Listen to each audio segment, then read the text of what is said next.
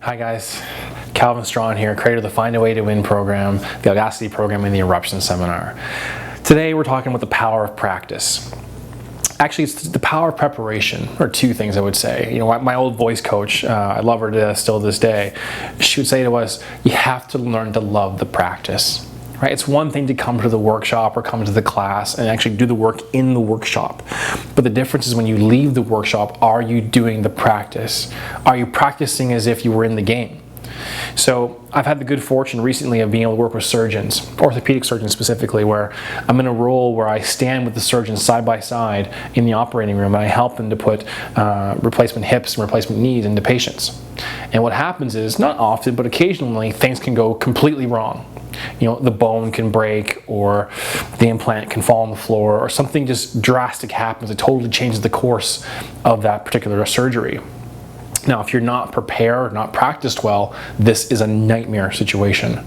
Your heart starts going a million miles a minute. You can't think clearly. You're trying to think, what do I do, what do I do, what do I do, but you're too busy panicking to come up with an answer. And now, that's a pretty extreme scenario to be in a surgery that way, but that was true of a surgery is also true for an examination. You know, if you're a student in a university or in a high school or even post-university, is you're in there taking your exam and you get halfway through and you realize there's only 15 minutes left and you have half of the exam to go. What do you do? Right? Or you get in the middle of your audition if you're an actor, and I've been there as well, where you're in your audition, this is an important piece, this is like a featured role, you know, you're gonna be on camera working with a high-level director, high-level producer, and this is a principal part, and you forget half your lines 5 minutes into the audition. What do you do? So in that moment, it's all about your preparation and your practice. I'm not sure if you saw my blog from a few weeks ago where I talked about Michael Phelps, and he was visualizing. He would visualize himself being on the board, taking off, and his goggles actually breaking off in the middle of the race. He's preparing and practicing as if the worst case scenario happens. So when he goes into the actual race, very rarely are your goggles going to break. But if they did, he's ready for it. Same thing is true for me in my surgeries, as I mentioned before, is that I may have been a surgeon. When I prepare for my surgeries with my surgeons, I practice as if, what if we lose an instrument? What if we break the bone? What if the surgeon gets sick and has to tap out of the surgery? It's happened to me where my top surgeon actually had a heart condition and actually had to leave the room. And I had to finish the surgery with the B team, if you will. What do? You can't panic. You have to still show up and deliver. So what I'm saying to you is practice for the bad situation. Prepare as if the worst case could happen, just like Michael Phelps does. He imagines his goggles breaking in the middle of his race. What would he do? Would he just stop and say time out in the middle of the race? No, he has to keep swimming. So he prepares for that moment. So how do you do that? If you're a student, here's an idea.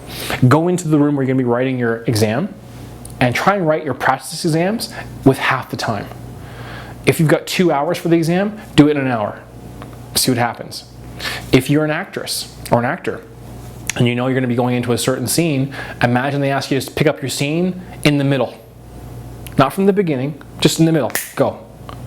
Right? Or if you're in a business situation where you're going to be going in, you're presenting to a room of investors or a new client, and they've given you an hour, imagine they've given you 5 minutes now.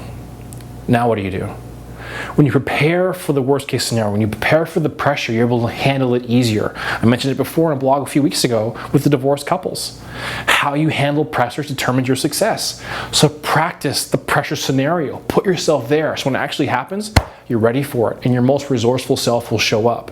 The key to finding a way to win is to stay flexible, stay resourceful, and prepare and practice your ass off when the worst thing happens. Does that make sense?